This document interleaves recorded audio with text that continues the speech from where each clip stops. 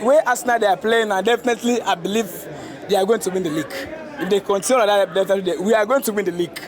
Really, sometimes we feel disappointed because you believe it's a game.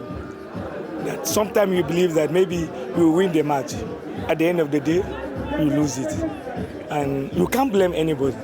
It's a nature, it must happen sometime. And in English Premier League, we are hoping that Man U will. It's a game of football. Anything can happen. And we can't blame the coach, we can't blame the players. It's a normal thing. Anything come to us, we accept it as fans. We have a chance, very big chance in the Champions League that we are going to win. It's a game of football. We can win the champion and we have chance to win the Premier League as well. So it's not matter that when you lose one game, you begin to complain about your coach, your players. No, it's a normal thing. They have been winning game and we are appreciating them. We are happy about their winning. A very good morning to you. Welcome to 360 Sports on Trust Television. It's the first day of November, and of course, a lot of sporting activities for October, and then we're looking forward to a lot of them that will be occurring this month. Those were some of the fans, when we went around Abuja to see what's happening in some of these viewing centers, and that's the hope they have for their clubs. That we have Arsenal, we did see Chelsea, and also we did see Man U fan actually saying what they hope for their clubs at the end of the season.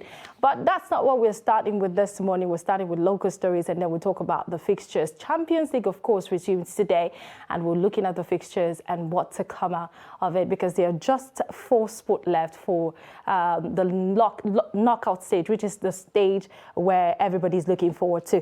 Joining me this morning to discuss some of the stories happening in the world of sport is Ikenna Okonkwo. Good morning to you and welcome. Thank you so much. It's good to have you join us today. A pleasure.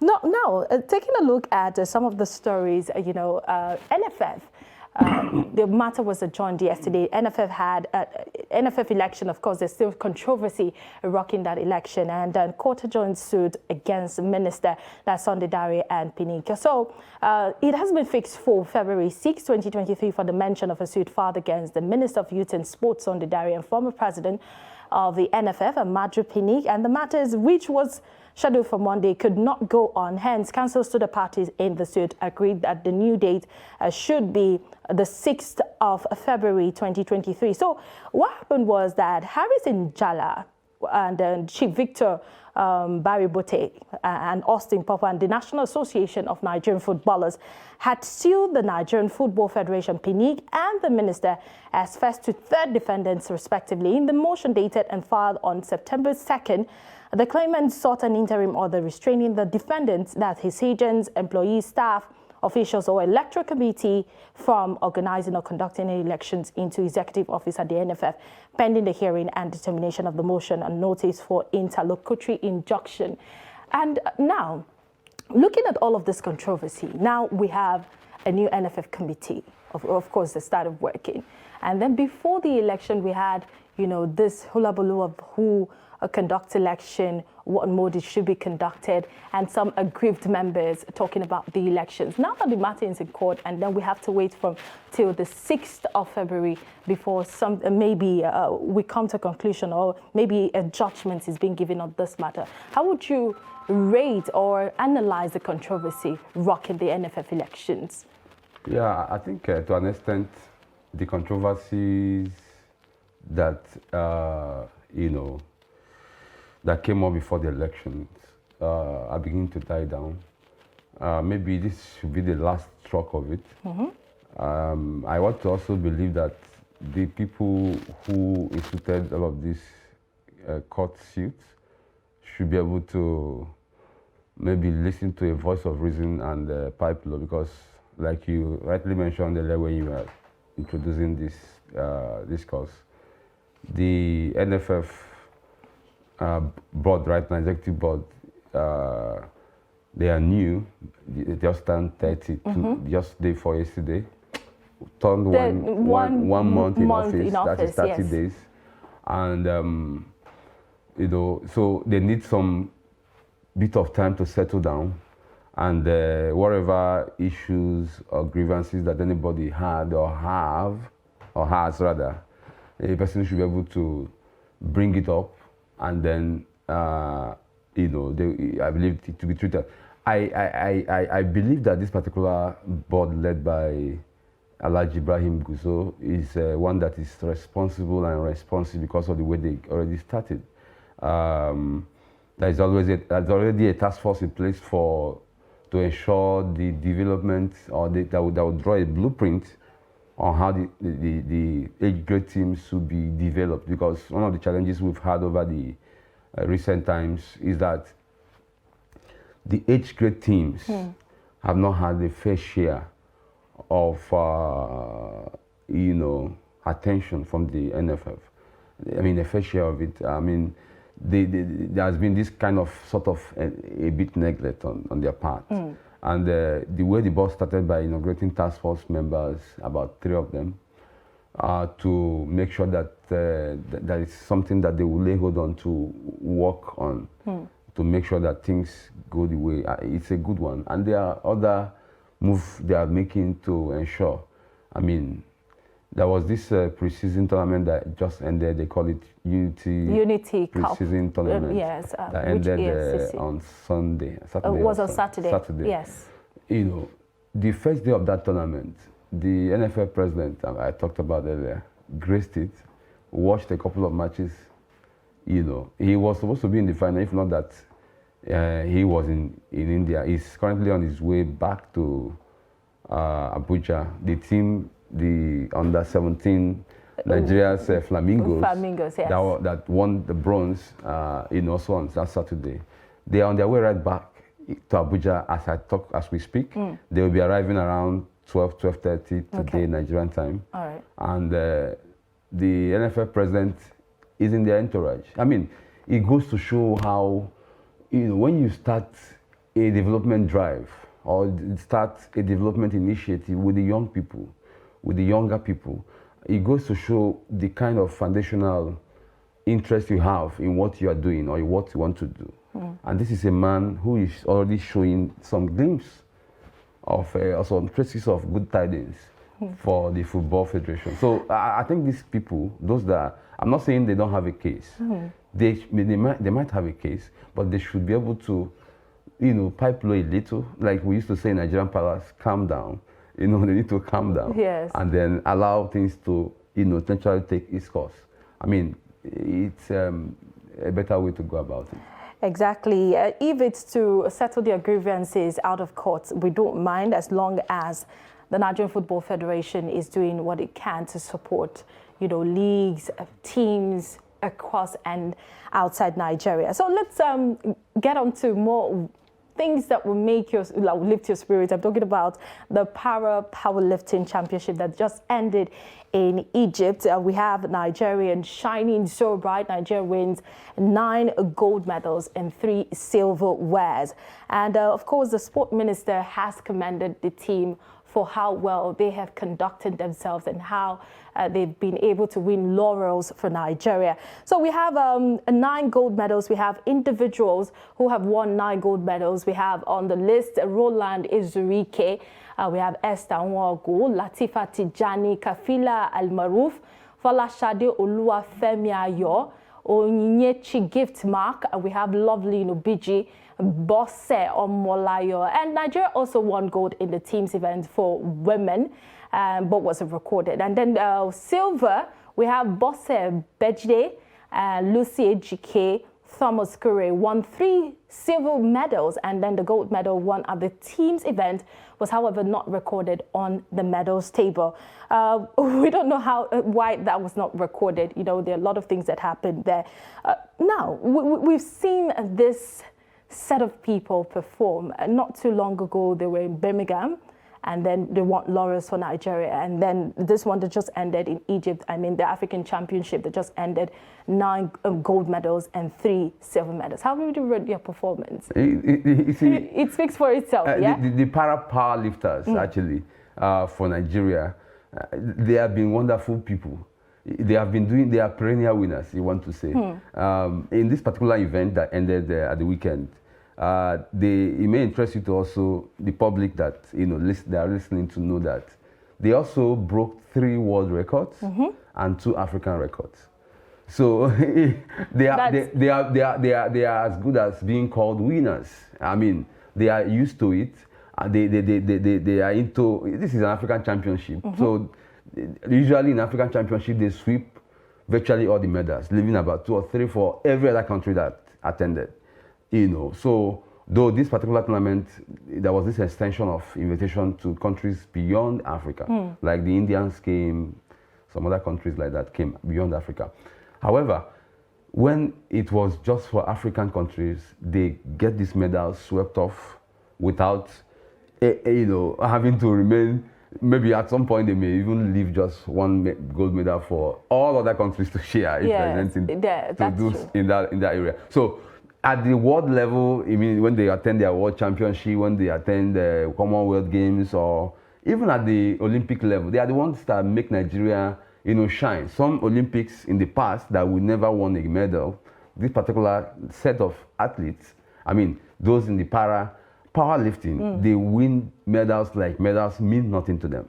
Yes, people like Unwogu, of course, they're in the public eye. So it's, they keep, and one thing about it is that, I don't know how the Federation does it, but they keep producing and reproducing people. By the time you see that some persons had, retired, I can't say the name of Falashade there. That some of Falashade is there. Is it Falashade Oluwafemi? Oh, is it still there? Yes. Okay. Well, I was thinking that maybe she has retired. So there are a lot of, people that are no longer in this particular set, this team, that had done a lot in the past 4 years, 5, 6 years. And, as time goes on, they are tiring and, aging, and of course. So as they are moving, another set is just taking over just like that. That's the involvement we've been talking about. Yeah. So if what is happening in this sport could be translated to other sports, especially for the able-bodied sport, I think Nigeria will be better for it. Yeah, so just we were talking about the table tennis, where we have Aruna Quadri always dominating in Nigeria. Yeah. So in the case of powerlifting, we don't see that, because we see different set of people evolving. Yeah, people evolving. And then the NSF, they've been relisted in the NFF, National Sports Festival. Yeah, because there was this protest that happened some 2 weeks ago. Yes. So now the ministry thought it wise to, of course, start their own para sports festival. But they still felt that is not enough for them. They need to compete again in the National Sports Festival as the apex festival or competition in Nigeria, sports competition in Nigeria. Exactly. So the ministry had already considered that just last week, and of course relisted them again. And it's a good thing.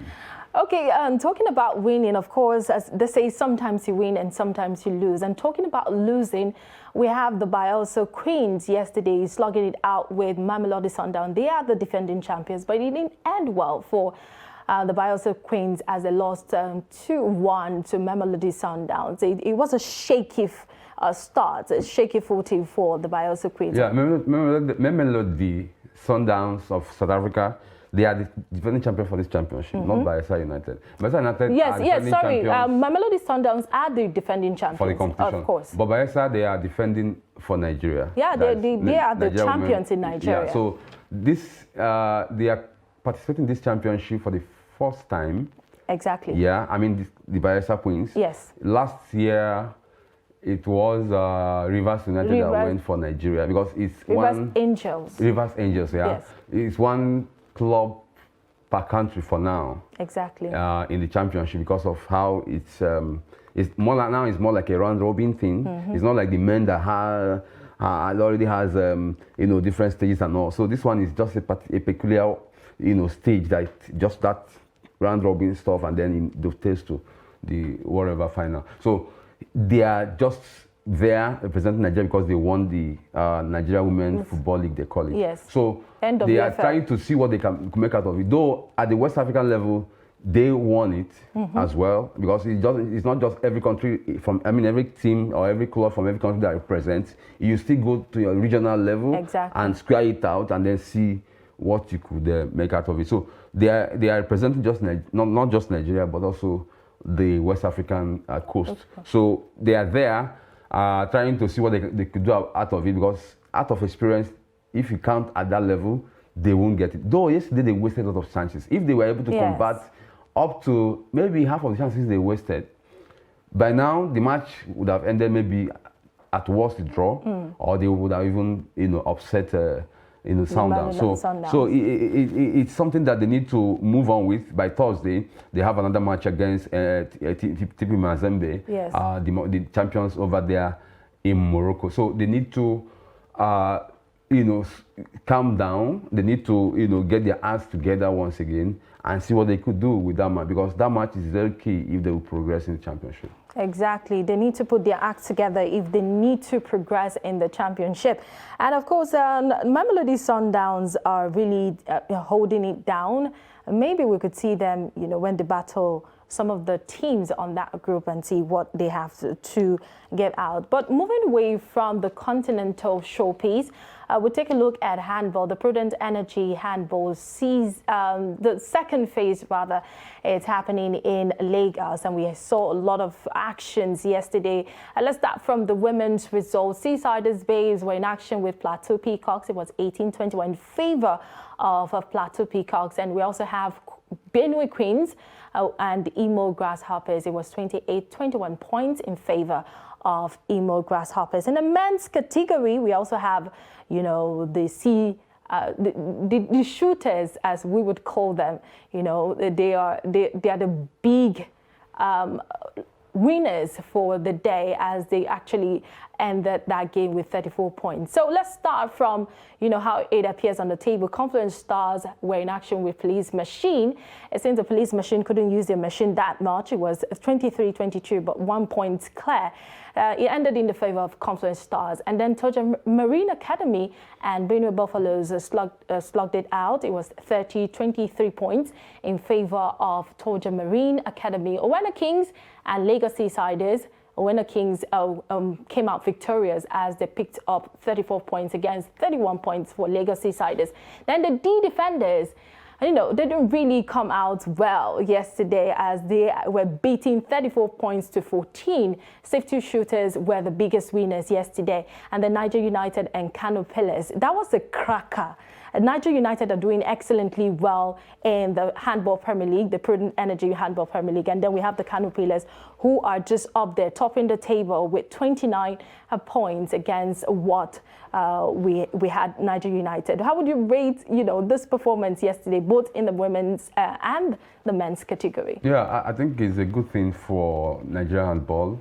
They are among the football, the sports in Nigeria that are, doing very well, because the leadership at the, Handball Federation of Nigeria, they call it HFN, has been able to make sure that this league runs, without hitches, every year and every season that it comes by. And it's a good thing. Most times in this particular league, is the upper level of the league that handball, runs in the country. So most times you see that the teams or clubs from the northern side of the country, they do far, because they do lots of grassroots handball programs. Exactly. A lot in Kano, in Niger. Even in the package B here of the Moshood. I don't want to talk about FCT. No, you see some of these teams from the north come to the package B, organizing the train and all of that. Friendlies. But even beyond that, they also do a lot in their various states. Even up to Sokoto, KB. They do have so much desire for handball and, of course, volleyball. These two balls that have to do with much, they do much with hands. It's not as if leg is not involved, but about 80-90% of what happens is with hands. The hands. So they so much fall in love with anything hand, anything on the round ladder that has to be done with hands. So the development is quite enormous, and of course I expect that a club like Kano Pillars, or maybe Niger or Plateau, Benue, within these axis, will be able to take that end of the day, because this is one of their core sports. that they have so much interest in. So what would you say about the safety shooters and Toja Marine Academy who are based in Lagos? Those are just like the home front. Yeah. Lagos is known for football majorly or mostly, but when it comes to handball, don't go there for them. They are just developing. You know, like this Toja Marine. Lagos Sisters have been there anyway. Yes, they've been there. But Owena Kings, Toja Marine, they are kind of newcomers. Even the Confluence Stars are not so strong in handball. Yeah, but they have enjoyed some time, you know. And be able to make a mark in the short time that they've joined. Yeah. So it's except that there will be, you know, some offsets that you don't take away from the sport. The usual suspects will make it at the end of the day. Okay, so we expect more actions in the Prudent Energy Handball Premier League in Lagos, and it's been wonderful, you know, trying to keep up with this. Handball is 50 years in Nigeria, and for us to do better in other sports other than football, we need to keep promoting and supporting these different sports, be it handball, volleyball, basketball. Of course, basketball has gained some kind of prominence. By the way, from the Prudent Energy Drink, of course, there were matches that were played yesterday. We saw Elche and Girona in action. Oh yes, in the Spanish La Liga match, it was Getafe, not Girona. So it came like a lot of slugging out on the field. It was like a lot of wasted energy and opportunity for both teams, but it ended 1-0 in favor of Getafe. Now, watching that match yesterday, what was going through your mind? I know that Getafe and Elche are just the bottom of the table, and you know both teams are struggling. Starting the game yesterday, a lot of people expected like a draw, or probably giving it to Getafe because they're much more higher on the table than Elche, who is just on the bottom of the table. Yeah. So how would you rate that match yesterday? Yeah, of course, both teams, it would have gone, you know, either ways, like you mentioned.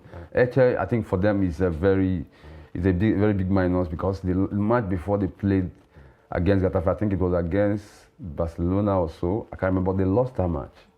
Now, losing back-to-back is a big walla for them. I want to believe that they wouldn't want to go back to relegation because that particular league, being the Spanish La Liga, is getting competitive by the day. I mean, some of the clubs that you wouldn't expect so much from, they are beginning to show up. I look at Real Madrid at the weekend. They got so much that they didn't bargain for. Surprise. A lot of people were surprised at that. So I mean, just managing to get a draw with that controversial penalty that happened afterwards, that the coach Ancelotti, you know, bashed the referee and all of that. However, it was not a nice one for them, because they are rivals. They are major arch-rival. Talking about Barcelona, are really topping the table, and before that match, and they wish they would win it, you know, but it didn't happen the way they thought. It's going to be much interesting times in the league. Now, looking at Real Madrid now, Real Madrid, of course, is topping the table. And from their last match, it's been like a struggle from the last two matches. And then people are talking about goal droughts. People are talking about, you know, we have Benzema, who plays he's an integral part of the team. You know, injured. He hasn't played for some time now. Do you think that, you know, we're becoming to see a problem in Real Madrid?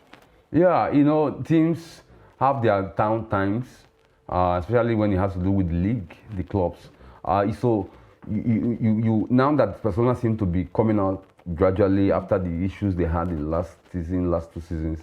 Now it's not going to be all rosy for Real Madrid again, because of course, it's always that kind of you know, battle between these two teams when it comes to La Liga. So they will try to get it. Some of their players are not in form currently. I mean, beyond even Benzema. I mean, the players they have, don't even talk about. The bench seems to be empty when they are all in field. You understand what I'm saying? Yes. So they are having so much issues with the forms of the players.